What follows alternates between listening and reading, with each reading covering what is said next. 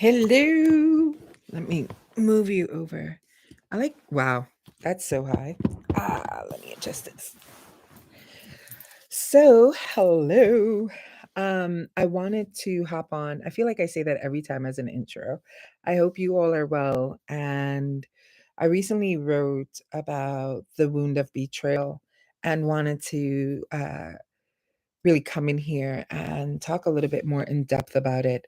Um, I put a snippet of it on my social media, and let me pull up my notes so that I have them available. So, one of the things that by now I think you know about me is how important it is to talk about these wounds of origin. And the reason that it's important is that despite the ideas around, even like in spiritual context, um, we do a lot of energetic work in terms of like dismantling the texture and the kind of rootedness of some of the wounds we experience early on in our lives. What becomes important is understanding that a wound doesn't just, it's not like it it is not self-contained. It tends to uh, spread and open and evolve over time that create different types of patterns in your life. And one of the wounds of origin that to me as a personal experience and that I encounter a lot is the wound of betrayal. And for me, in my own experience with it, more often than not, I have not known how to handle it. How to, when I have been betrayed, it often has been by folks closest to me. And I want to say that, because this is also um, it, any relationship predicated on trust can be susceptible to the wound of betrayal. And I'm going to move between like, uh oh goodness, it's escaping my mind right now, between the language of like medicine um and the language of, wow, it's just escaping me, of technology. Because to me spiritual practices are technologies for, right, like spirit and for our inhabitation on this earth as we move through things. And thinking about wounding in the terms of that we would use it in like actual medicine, in, like in this construct, in this dimension, medical medicine, we're kind of looking at the anatomy of energy and the anatomy of the human in parallel type of, right, like context. And when a wound goes unattended, it will eventually turn septic, right, and become an infection that moves through the body that turns septic, and then it impacts all your systems and so on and so forth. um and the wound of origin is very similar. One of the things that I thought about, the wound of origin tends to alter our sense of safety in the world. When it's experienced really young at the hands of people that you trust and love, it actually changes your sense of safety in the world. Now, what'll happen is that a wound, any particular wound inflicted in relationship to another human being at a developmental aspect of your life, if you didn't listen to my podcast on toxic relationships and wounds of origin, I would absolutely invite you to give it a listen. It's a long podcast. None of my shit is short anyways, but I go in depth around, some of these ideas around wounds and where they tend to connect inside of us in our own anatomy. And when something really impacts your sense of safety in the world, it really changes the way you relate to the world and you build relationships in the world moving forward. And so if it's left unaddressed and untended to, then it does begin to have an impact and shape your response ability in the world of relationships. And this is not just romantic, it just actually moves in all relationships. And it establishes a pattern, and it's not something you just get over, because in relationship to how the wound of betrayal is inflicted, um, it can have a long-lasting effect, even if it's a smaller kind of betrayal. But anything in repetition over long term, long periods of time, will have patterns and create like a life of its own. And often enough,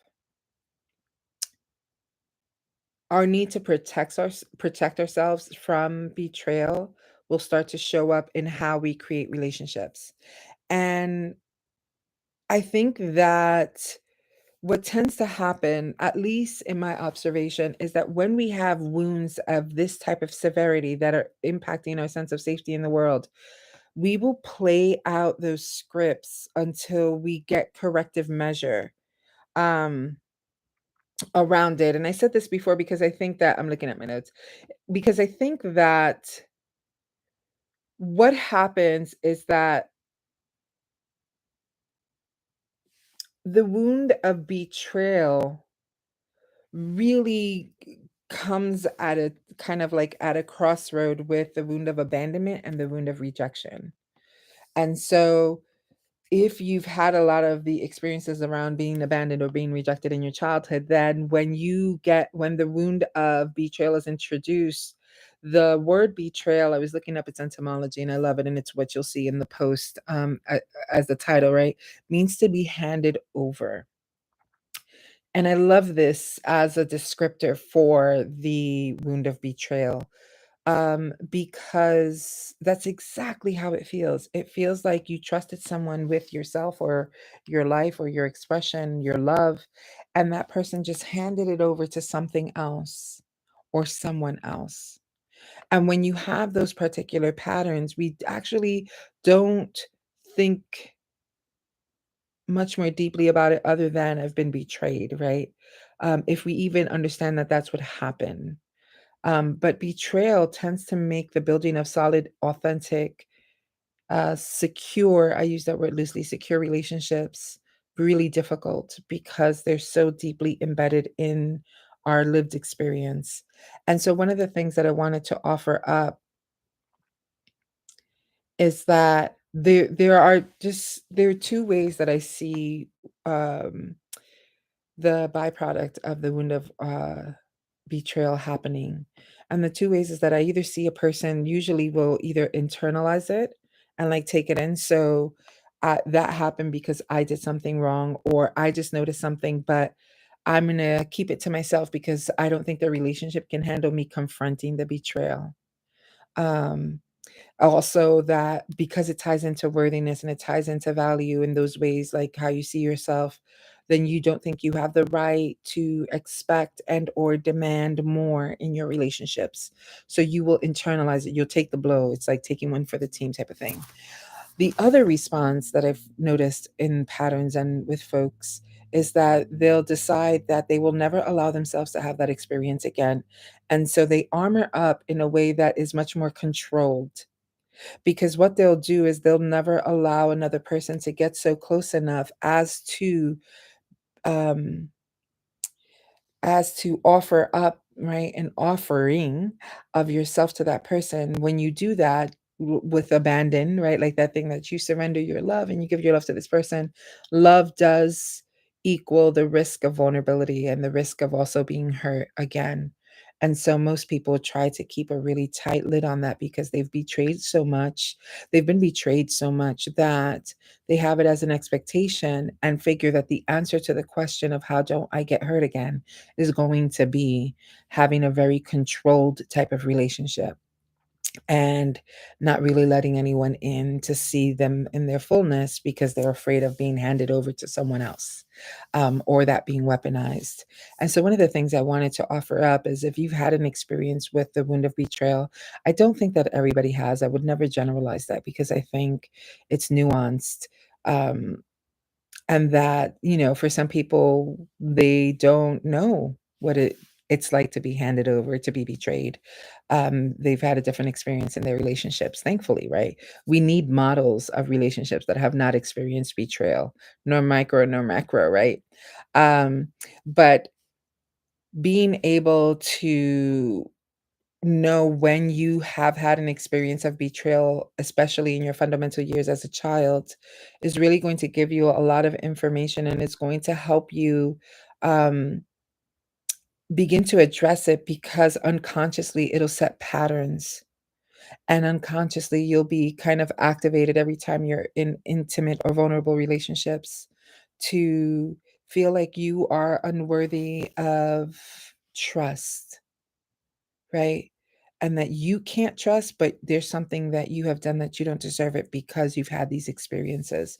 And so, really being able to deconstruct that and unpack it and look at the ways that those experiences in your life. So, if I was betrayed as a child, which I did experience as a child, right? Um, that set a course in me that let me know that in intimate relationships, there's a possibility I may be handed over, and that I needed to make sure that I never put myself in a position to do that. And now this is not the I armored up and controlled, but rather that I became hypersensitive to making sure that whatever the relationship was, I was in it in a way that I was kind of like that people pleasing texture of energy, right? Where I would make sure I do everything in my power so that person never felt the need to betray me, because I understood betrayal as something that I did wrong. And so that's why the person behaved the way they behave. And this is the danger of it going unaddressed, right? Because it does impact how you see yourself and see relationships, and see what's possible. And because I still wanted to be connected to these tender places in myself, I chose not to armor up.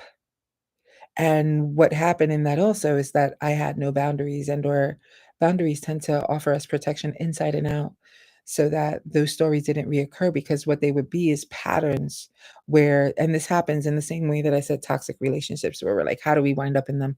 Well, there's already a predisposing pattern in our lives that we know, and it becomes familiar to be in relationship with people whom we're unsure whether they can be loyal or whether they can be trusted, because it affirms this subconscious thought that there's something wrong with me and I need to um, prove my worthiness, that I'm worthy of loyalty, that I'm worthy of trust, that I'm worthy of, because often when you've internalized it, it's because when you experience betrayal, wherever you did, the person that betrayed you blamed you for it.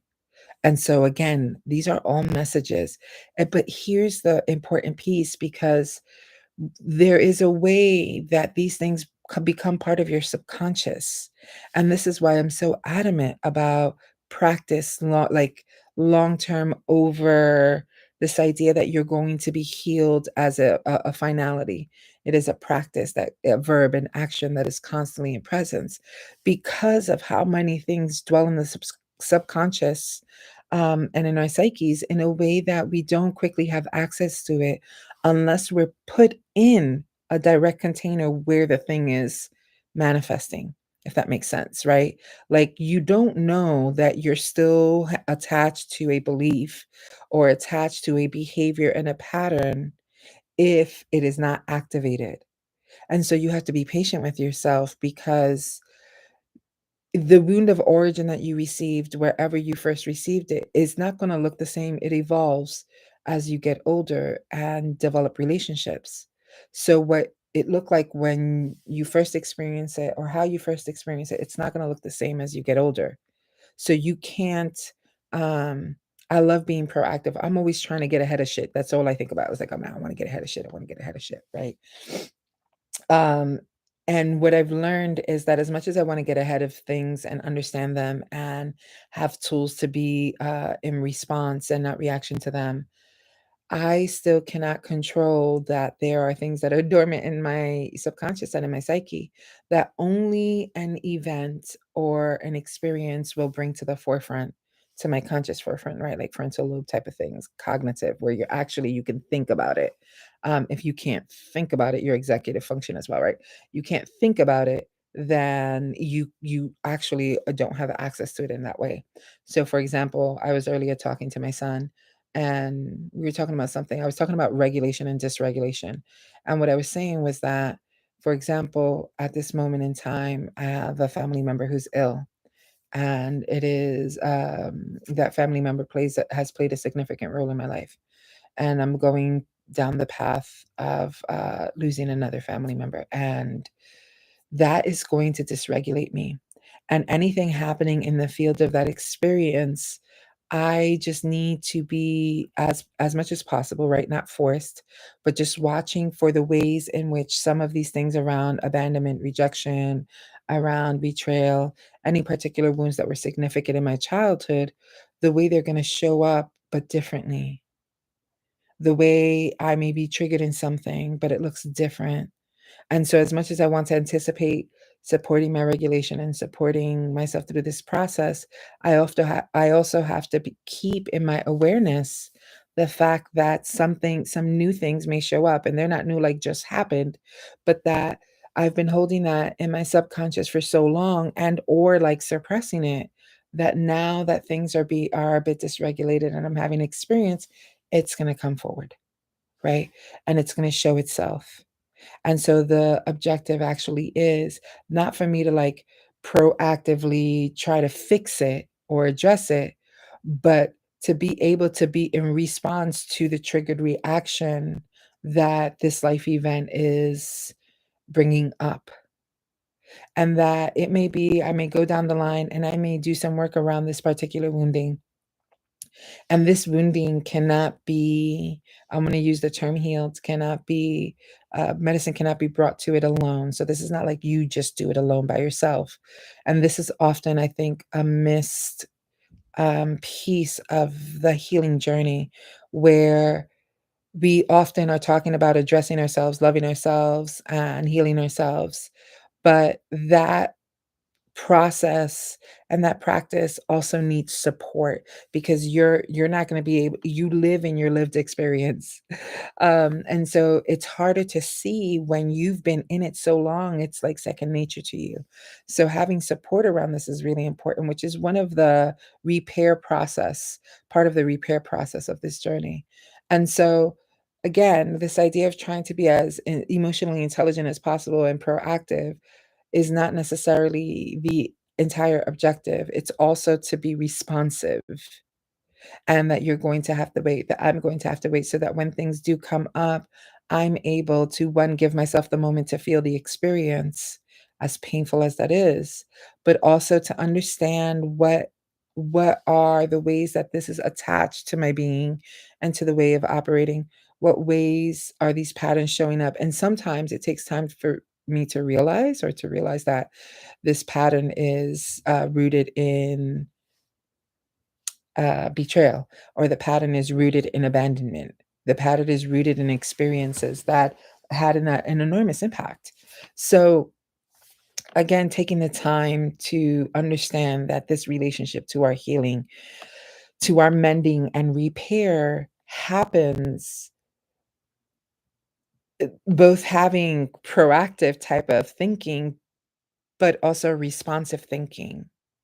And so what becomes really important is to begin to map out what are the really significant wounding places in your life. Whether that was in childhood or your adult years, excuse me, or your adult years, wherever it happened, really being able to map out the significant areas of wounding. So, like I've mentioned, abandonment is a big one for me. Rejection is huge. Betrayal is huge. And when I was a kid, I didn't understand. I knew that what had just happened was so painful, but I didn't understand that it was betrayal. And I didn't know what to do with it because often enough it would be reflected back to me that it was my fault that I was betrayed. And that created a distortion that actually impacted the way I saw being in relationship with folks, right? And what I've tolerated. And I don't use that term loosely because I actually literally would tolerate things that I knew were um, were hurting me because I didn't want to actually pay the cost or endure the cost of expressing how I felt because it was going to lead to abandonment. So you see, they're also interrelated.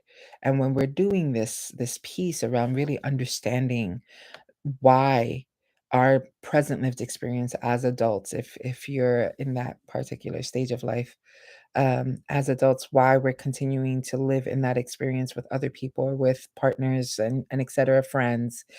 It's because we actually there are pieces of patterns that that are stuck that look like personality. They have stayed, and so how we're engaging often creates a dynamic in which these things are possible because you learn to shut yourself down. You learn to repress your feelings. You learn to do that thing. Or in the opposite, your boundaries look like Fort Knox, and um and they're actually armor and not necessarily boundaries. And in that armor, you can't be penetrated, but you also can't be penetrated by yourself.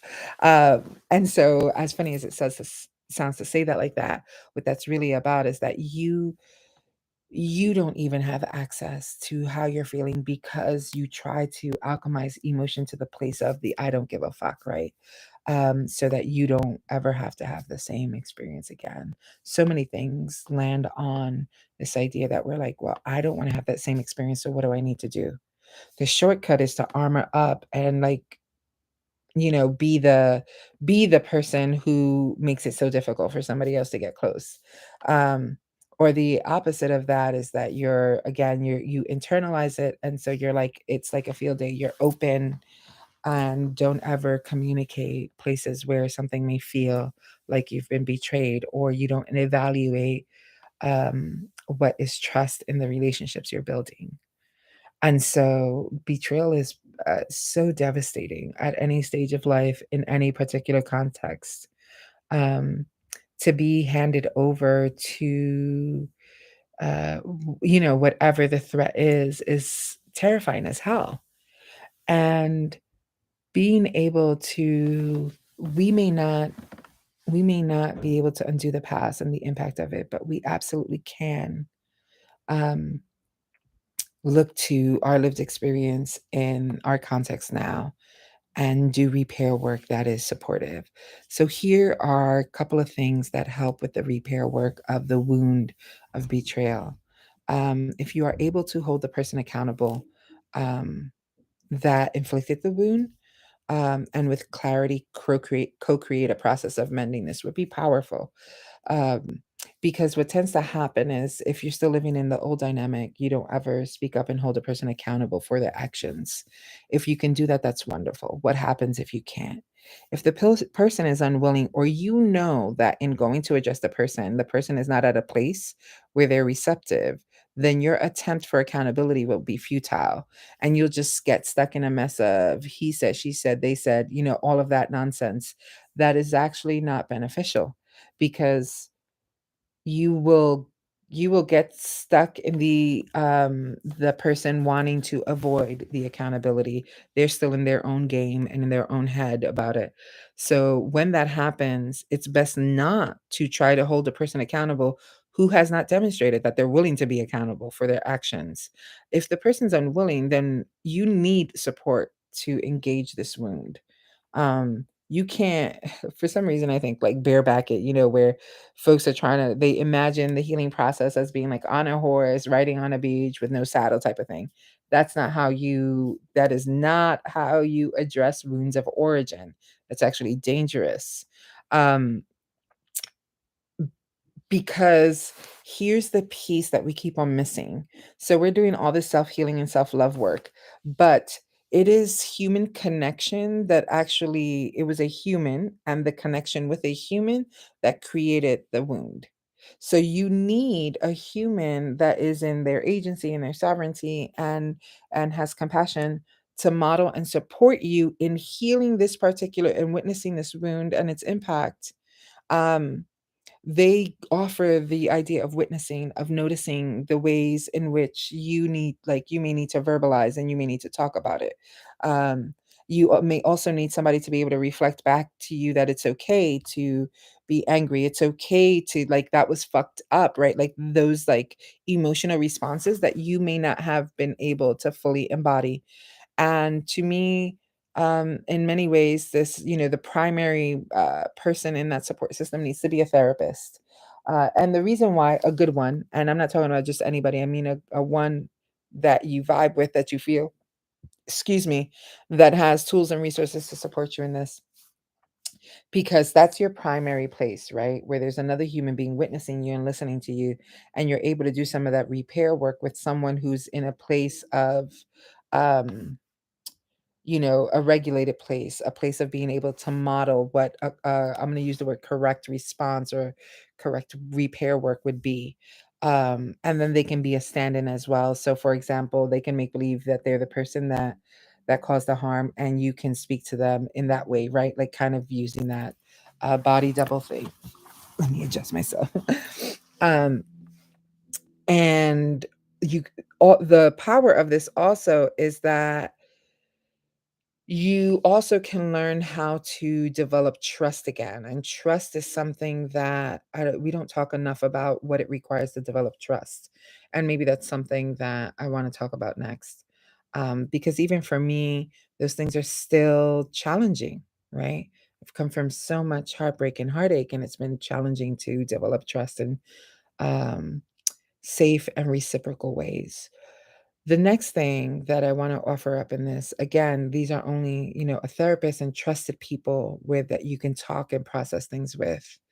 Um, Again, because when these things go unprocessed, so when I was younger, I was really good at jumping over, like, "Oh, I understood it, so it has to be healed," right? Like, I'm jumping over so many of the pieces without understanding that my body has a relationship to that wound, and that it's stored in my energetic signature as well, in terms of, like, and we talk about that, right? That trauma shows up in the body. And so you want to get into addressing some of these wounds of origin because they're stored actually in your system. And once again, it's not something that you handle alone, because the reparation of it, the repair of it actually is going to require another human as well in order to co-regulate, right? Um, what tends to happen when you experience a lot of betrayal is that you become unsafe with yourself and you learn to hand yourself over. You internalize betrayal as a way of operating for yourself, and you will constantly enact betrayal, whether that means like, um being with somebody or engaging in behavior, relationships, whatever it is that is not actually in alignment with you, that you don't actually feel good in, or if doesn't feel generative, that you're forcing yourself. When you don't care for yourself, when you are not self-compassionate, you are engaging in a form of betrayal. And when you've experienced it so much, you tend to abandon and betray yourself quicker than you can blink your eyes. And so again, having support in this process, especially a good therapist, especially, good friends that understand contextually what you're doing, it allows you no longer to hide the ways that you may be betraying yourself. It creates an accountability, because usually when we're wounded in these ways, we hide them. It's stored very deeply, and that as a byproduct sends the message to you and your body that you're not safe. And now you're in a different, dynamic or container where you can offer yourself a sense of safety and rebuild that, but you don't, because you internalize betrayal in a way that you do it to yourself now. And that's what we want to shift the pattern. It's actually happening with ourselves first, and then it's happening in the other relationships. And so in order to really repair, you need to look at the ways you're betraying yourself. Usually loved ones that you have a solid relationship with, and your therapist can help you identify the places where that's happening. Um, get clear on what words, actions, and process you will need the person to engage in, and whether you're co-creating healing with the person who inflicted it because they're willing to be accountable and open to it. Um, you have to get clear, because of because our conditioning allows us to wear a lot of masks, and there's often, like, it becomes a little bit nebulous, like, "What are we doing? How are we going to do this?" So take the time to get clear on what you need, what would be corrective to help shift the pattern of that in your being. Um And again, like I said, if you're doing this with a support person, what words and affirmations do you need to hear to begin mending? That's again, like it's like asking somebody, can you please remind me of my right to be angry because you were affirmed a lot in your right to display emotions. And trust me that in my awareness of this now, I also can see my behavior as a young mother and where I did the same thing, where I did things that could have been impacted as a way of betrayal. And then I also like in also the same ways was hyper focused on behavior. Right? And so that there wasn't the messiness of figuring it out or expressing. That was something that I was taught to suppress and actually experience a lot of pain because and in some ways in the early years of my children's upbringing, I did the same thing, right? It was like behavior modification. Don't be angry, don't be this, don't be that, right? Like deal with your anger in an intellectual way, which all that means is that um you don't get to anger such a visceral experience, you don't get to do that, it's all stuck here, and that means that in terms of energy, you're thinking from here, but everything energetically is stuck below the chin, right? And the reason why here is because you shut down your capacity to speak about it in order to survive, and then it just stays stuck in your body. And, there's repair work and mending work that my children have had to do that I've had to do in order to, have correction in this pattern. Um,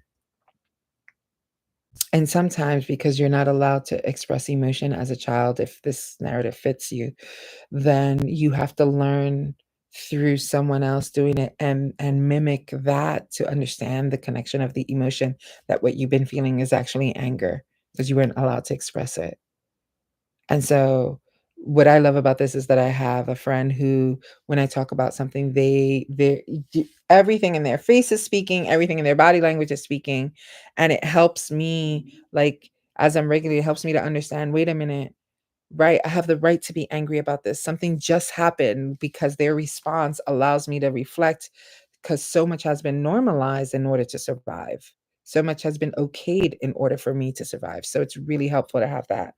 Um, I also here's one thing that I think has been really powerful as well, speaking of anger and the expression of, like, actually allowing the process to move through you when you experience a betrayal, to actually allow yourself to be fully present with that moment, and then you get to process through it, right? You don't jump into process because you have to feel it first in order to transmute it. I've given friends like, I've gone to the dollar store, bought, a packet of plates, um, it's a dollar store, so 10 plates or $10, not a big deal, and have given it to friends who are experiencing an enormous amount of pain, an enormous amount of anger, but don't know how to release it. And what it does is it actually becomes, dysregulating, and then you become restless, and you find yourself doing other things rather than dealing with the actual emotions. So I've stood there with a friend as they broke plates in the corner of their basement so that they could process the amount of anger that they had, how furious they were at the pain they were feeling. Um, and that I mean, and I've done that myself, except not as, like, calculated. At one time, I lost my shit, it was bad. I was having a breakdown, it was a nervous breakdown, and, I could laugh at it now, but it wasn't funny then because I actually took a plate to shatter it, because 'cause I'm the type of person that I don't break things because if they're mine, I have to pay for it and replace it. Why would I break it?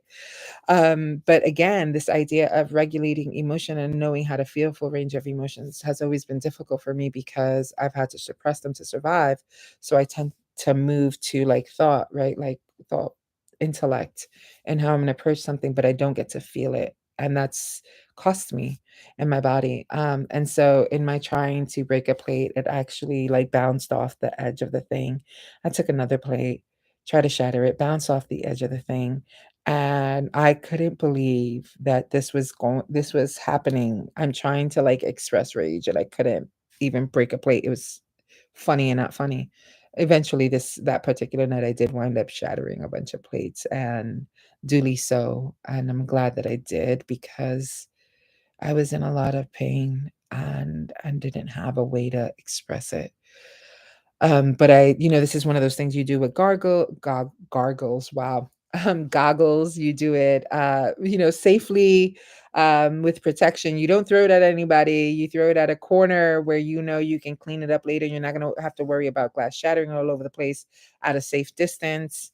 Um, so all those caveats, don't go slamming, throwing shit, breaking shit out of just like some raging, that's not what we're talking about. We're talking about like really if you haven't been able to express anger or know what to do with it, there are ways that you need to cultivate feeling the emotion in order to process it. So I wanted to offer this up because I think that the wound of betrayal, again, they all have such long term impacts. But if we don't start talking about the ways this is showing up in the patterns in our future selves or our future relationships, um, then that means that it will find a way, just like a weed, like dandelion. It'll find a way because it's so deeply rooted and has spread out in so many directions.